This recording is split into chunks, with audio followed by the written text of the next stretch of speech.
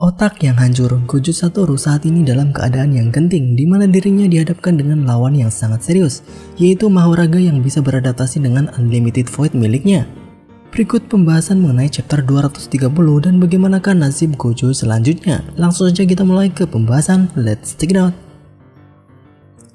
Yang pertama yang akan kita bahas adalah mengenai burnout dan teknik pembalik kutukan. Sudah 4 kali Gojo mengalami burnout setelah domain expansionnya hancur. Pengguna domain dihadapkan dengan jeda waktu kesulitan atau tidak bisa menggunakan teknik kutukan untuk sementara waktu setelah menggunakan teknik domain expansion. Nah, Gojo bisa mengatasi hal ini dengan teknik pembalik kutukan Hanten Jutsu Shiki. Gojo menyembuhkan burnout-nya untuk bisa langsung menggunakan teknik kutukan setelah domain miliknya hancur. Di chapter sebelumnya tidak dijelaskan dengan detail alasannya, namun kali ini berbeda. Ketika Gojo akan menggunakan teknik pembalik kutukan kelimanya untuk mengatasi burnout, Gojo mengeluarkan darah yang cukup banyak dari hidungnya. Di chapter sebelumnya, Gojo hanya sedikit mengeluarkan darah dan tetap bisa menggunakan teknik pembalik kutukan. Namun kali ini tidak. Dijelaskan oleh Sukuna, teknik kutukan sendiri merupakan teknik yang sudah terukir di dalam otak, tepatnya pada korteks prefrontal, di mana korteks prefrontal ini merupakan sebuah struktur otak terdepan yang mempunyai peran besar dalam pola pikir manusia yang kompleks.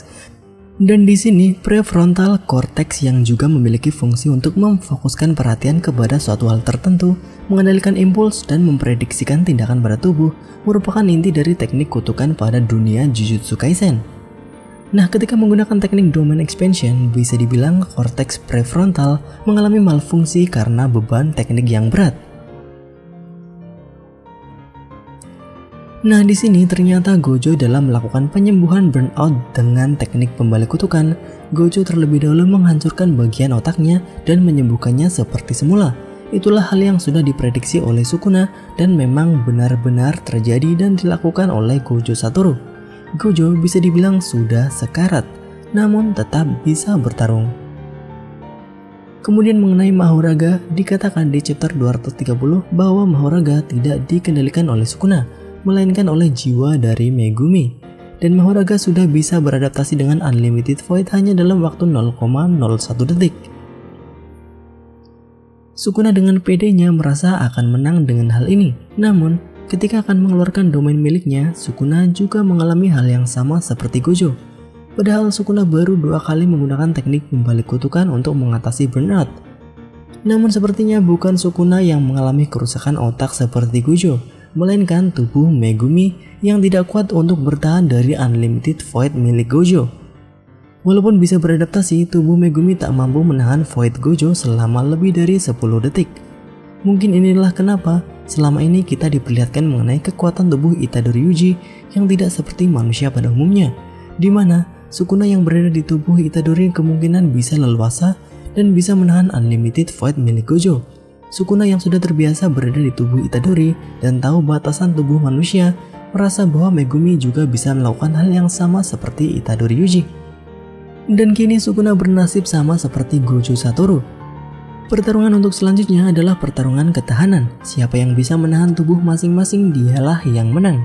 Namun bagi fans Jujutsu Kaisen, mungkin bukan masalah menang atau kalah, namun apakah keduanya akan bisa bertahan hidup. Dan yang dimaksud keduanya adalah Gojo dan Megumi. Karena Sukuna saat ini bertarung menggunakan tubuh Megumi dan yang terluka juga adalah tubuh Megumi Fushiguro.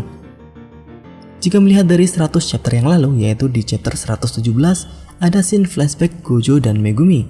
Di situ Gojo menceritakan mengenai permusuhan klan Gojo dan Zenin, yaitu sejak zaman Edo atau mungkin Keicho. Di situ Gojo lupa di mana zaman yang tepat, di mana para ketua klan bertarung satu sama lain dan saling membunuh. Fakta bahwa keduanya mati adalah karena keduanya sama-sama kuat. Pada saat itu, ketua klan Gojo memiliki kekuatan yang sama seperti Gojo Satoru dengan Rikugan, sedangkan dari klan Zenin adalah pengguna 10 bayangan seperti Megumi. Nah, apakah pertarungan Gojo dan Sukuna yang menggunakan tubuh Megumi akan berakhir sama seperti pertarungan ketua klan Gojo dan Zenin pada masa lalu? Bagaimana menurut kalian? Mungkin itu saja untuk pembahasan kali ini. Tuliskan pendapat kalian di kolom komentar. Bye bye.